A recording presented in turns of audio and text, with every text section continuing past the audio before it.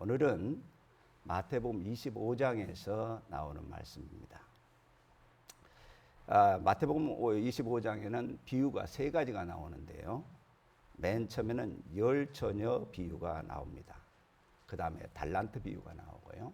그 다음에 양과 염소의 비유인데 그 양과 염소의 비유 중에서 어떤 것이 있냐면 예수님이 오실 때 모든 천사들과 함께 올 때 삶의 환경, 그런 보상들을 이야기를 하고 있습니다. 그럼 마태복음 25장의 열 처녀 비유는 아주 중요한 사실이 있는데 그것이 미련한 다섯 처녀와 참 준비를 잘하는 다섯 처녀의 구별이 있습니다.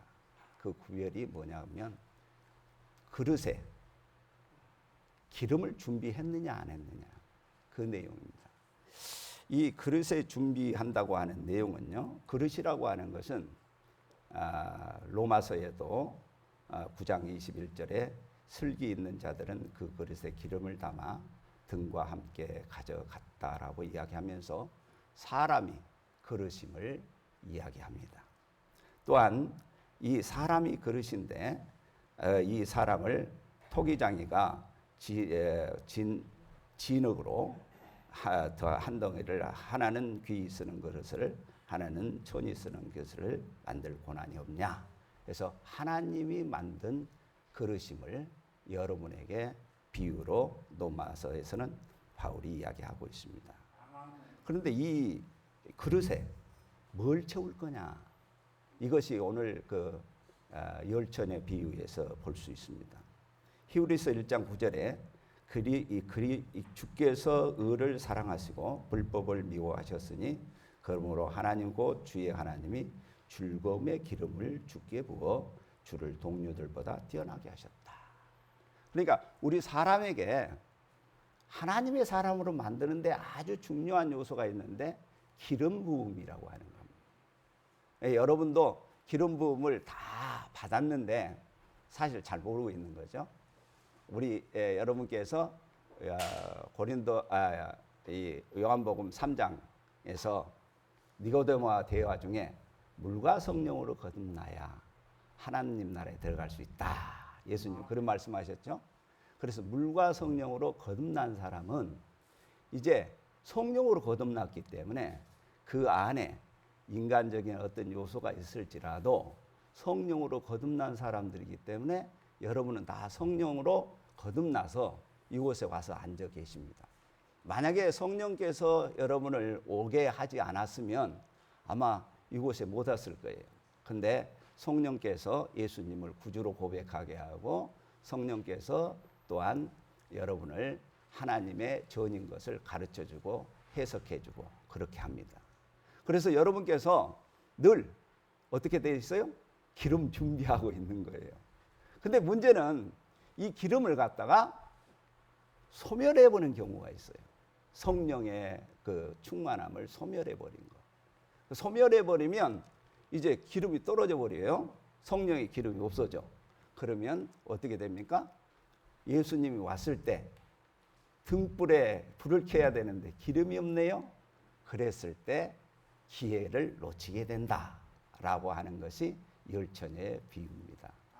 그러면 우리가 하나님의 사람으로 이제 이 기름도 준비하고 믿음의 사람들이 됐다면 우리에게 주어진 것이 있는데 그것이 달란트 비유예요. 달란트는 우리에게 은사를 맡긴다는 이야기입니다. 사명자가 된다는 거예요. 다시 말해서 5달란트 하나님 것을 맡아서 관리를 하고 또한 이끌어가고 사명자가 된다는 그런 내용이 됩니다. 그런데 이 사명자가 가는 그 길이 허락하지 않아요. 그냥 간단하지 않습니다. 왜냐하면 참으로 어려운 거예요. 그래서 예수님께서 마태복음 25장 35절부터 36절에 다시 한번 볼까요? 집사님?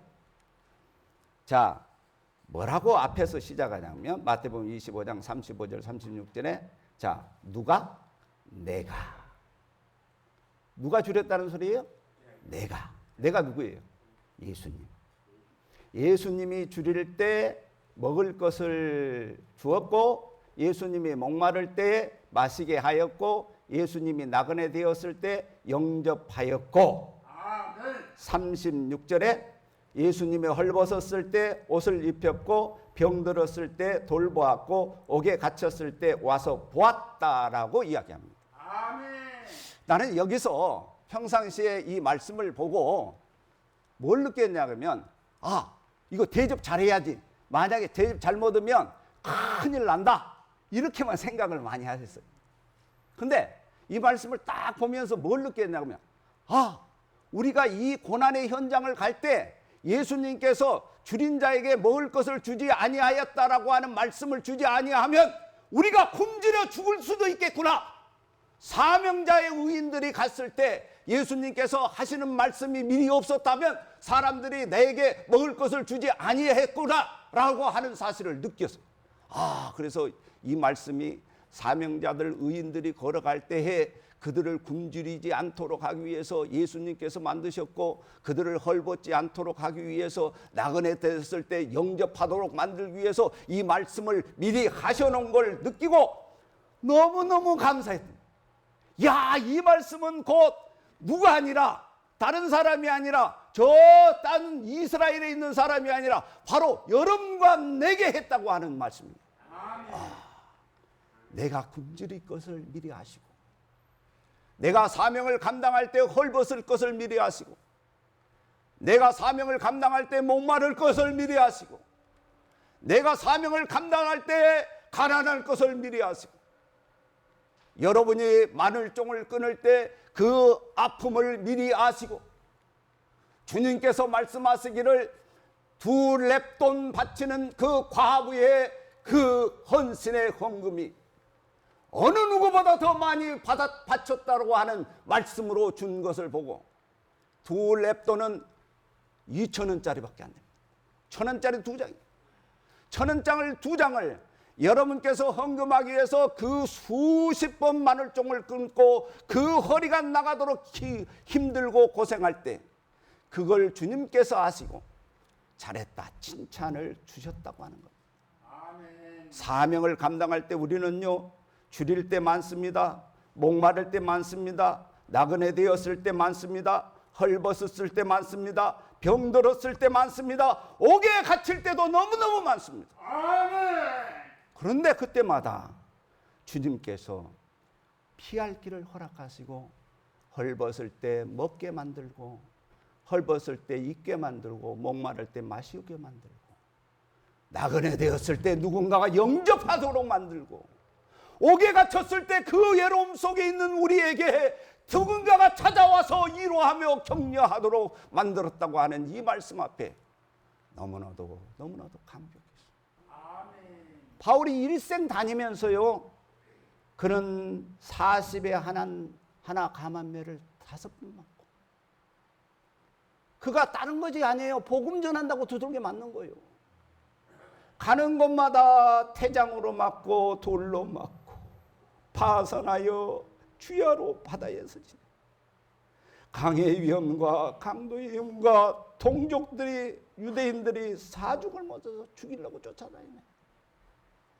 또한 이방인의 위험, 이방인에게 복음 전하면 이방인들이 따뜻하게 해줄 것 같지만 그거 아니에요. 죽이려고 그래. 자기의 이익이 조금이라도 딴 데로 흩어지면 사람들 동원해서 죽이는 거예요. 감옥에 갇히는 거예요.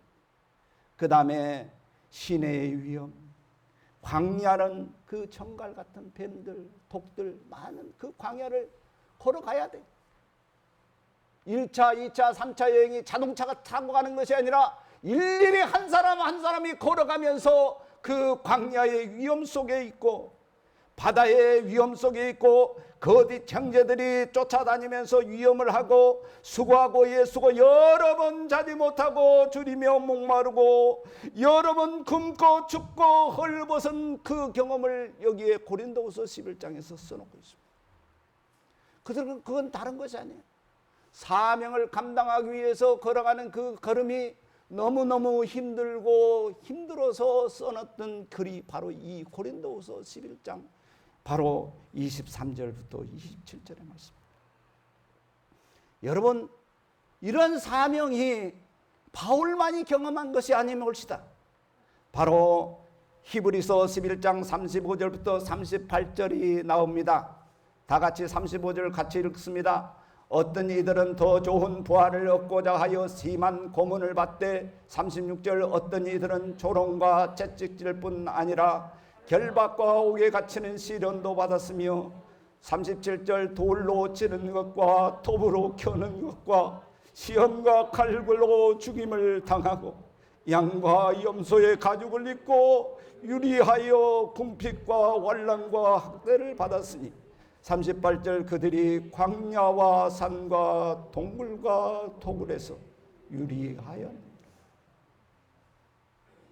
예수 복음 전한다고 작두의 문을 열고 목을 집어넣고 잘라버린 것이 우리 절두산이었어요.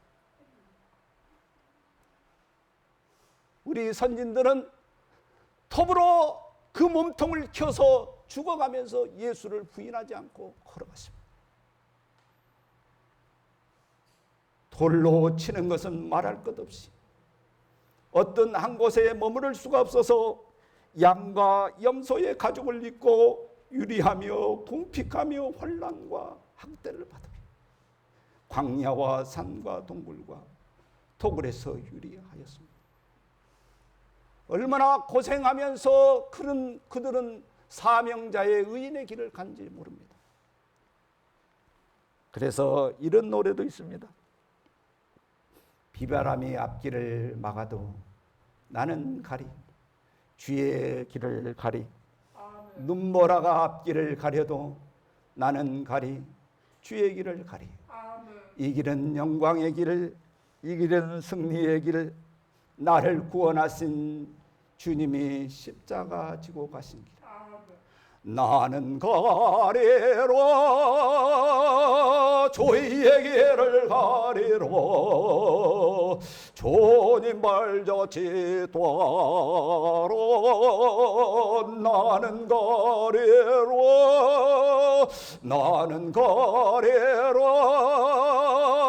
주의 길을 가리로 주님 발자취 도하러 나는 가리로. 이 고난의 길을 가면서, 이 생명의 무릅쓰는 길을 가면서 헐벗고 굶주리고 나그네 되고 그런 허벌판에서 보호자 하나 없이 가면서 그들의 생각의 특징들이 있습니다. 의인들을 보십시오. 의인들은요, 자기가 한 공로를 기억하지를 못해요. 마치 어머니가, 아버지가 자녀들에게 몇 끼 줬다가 기억을 못한 것처럼, 옷을 몇 번 사주었다 기억을 못한 것처럼, 돈을 얼마 줬다 기억을 못한 것처럼, 줄이고 헐벗을 때 입혀준 걸 기억을 못한 것처럼 이들은 주님을 향해서 했던 일들을 기억을 못합니다. 언제 그랬냐? 그런 적 없다 이거예요. 주님이 목마른 것 내가 본 적 없고 내가 마시게 한 적 없다 라고 이야기합니다. 우리는 항상 뭔 일을 하면 내가 어떻게 했다라는 기억이 자꾸 납니다. 헌신을 하면 그렇게 납니다. 그런데 우리 부모들이 우리를 가르칠 때, 우리에게 헌신을 할 때, 또한 사랑하는 교우들이 주님을 위해서 헌신할 때 기억하지 못합니다. 왜? 사랑으로 했기 때문에 기억이 없습니다. 주님이 목마를 때 주님을 마시게 하지 않았다고 하는 거예요. 주님이 헐벗었을 때 주님을 그렇게 한 적 없다는 거예요. 의인들의 한결같은 대답입니다. 이때 의인들에게 주시는 상을 보십시다. 마태복음 25장 40절에 주님이 말씀하십니다. 같이 읽습니다. 임금이 대답하여 이르되 내가 진실로 진실로 너희에게 이르노니 너희가 여기 내 형제 중에 지극히 작은 자 하나에게 한 것이 곧 내게 한 것이다. 헐벗은 자 보잘것없습니다. 작은 자입니다. 또한 목마른 사람 마시게 하는 거 목마른 자 작은 자일시다. 보이지 않습니다. 굶주린 사람 보이지 않습니다. 바로 그 보이지 않는 소자에게 한 것이 곧 주님께서 내게 한 것이라 말씀하십니다. 아멘. 바로 병든 자를 찾아가 보는 것, 그것을 바로 주님께서 내가 한 것이라 말씀하고 있습니다. 헐벗은 자에게 옷 입힌 것, 그거 바로 주님께서 내가 한 것이라 말씀하고 있습니다. 또한 나그네들, 그들은 유리방황하고 있어 염소의 가죽을, 양의 가죽을 입고 토굴과 동굴을 떠돌면서 방황하는데 그들을 따뜻하게 대접했더니만 주님께서 나를 영접한 것이라 이야기를 하고 있습니다. 그뿐이겠습니까? 마태복음 25장 34절에 그런 말씀이 있습니다. 다 같이 읽어보십니다. 그때 임금이 그 오른편에 있는 자들에게 이르되 내 아버지께 복받는 자들이여 나와 창세로부터 너희를 위하여 예비된 나라를 상속받으라. 예비된 나라가 뭡니까? 하나님의 예비된 나라입니다. 물과 성령으로 거듭나서 하나님께서 역사하는 그 하나님의 나라입니다. 하나님이 주인 되신 그 나라입니다. 바로 여러분에게 고난을 승리케 하고 이 헐벗음을 감당케 하고 목마름을 감당케 하고 힘주는 그 나라가 하나님의 나라입니다.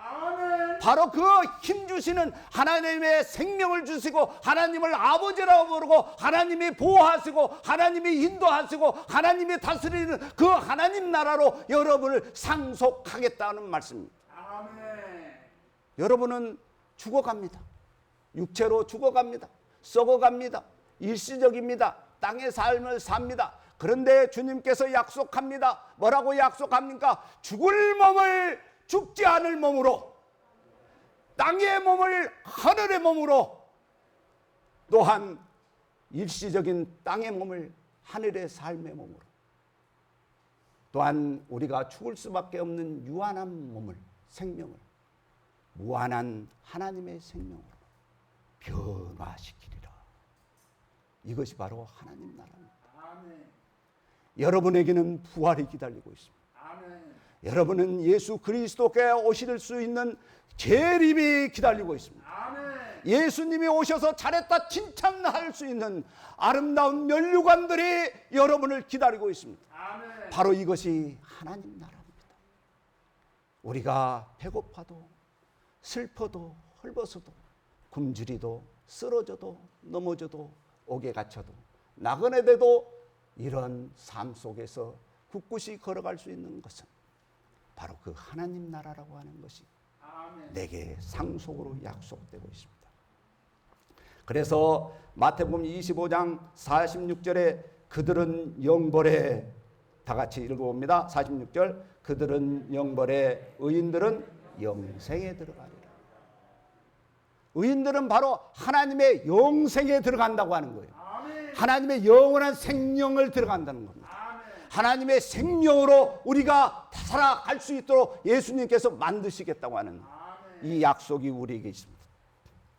그러면 우리 공동체들은 무엇을 경험하며 살아갑니까? 여러분이 험한 세상 나그네 길을 걸어가는 걸 주님은 알고 계십니다.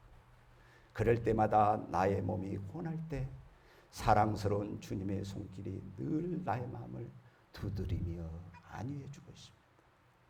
주님이, 나의 주님이 내 마음에 기쁨을 넘치게 하고 나의 기쁨, 나의 생명, 주의 손길이 나를 구원하고 있습니다. 제가 장신대 책임연구원으로, 기독교 책임연구원으로 한 5년 있을 때 일입니다.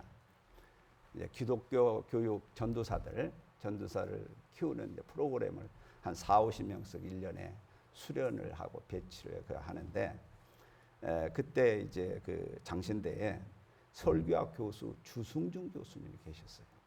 그래서 주승준 교수님에게 제가 설교의 실제, 그러니까 전도사들이 나가서 설교를 어떻게 해야 되는가, 그 모델을 하나 가르쳐 주십시오, 해 주십시오 했더니만 주승준 교수님이 오셔서 간증을 해요. 근데 보통 이제 PD와 같은, 저는 이제 그 강사를 채용해서 이제 분석을 하고 다음에 이걸 또 청빙을 할 건지 안 할 건지를 이렇게 하기 때문에 비판적인 눈으로 그걸 보게 돼 있어요. 그래서 눈물이 잘 안 나와요. 감동이 잘 안 되고. 그런데 이분이 평양에서 삶을 이야기하는데 저 눈에서 눈물을 쫙 빼버립니다. 그 삶은 뭐냐면 주승준 교수가 누구냐면 주기철 목사님 손주예요. 주기철 목사님이 이제 그 평양에 있을 때 이제 신사참배 안 한다고 잡혀갔어. 잡혀가서 옥에 갇혔습니다.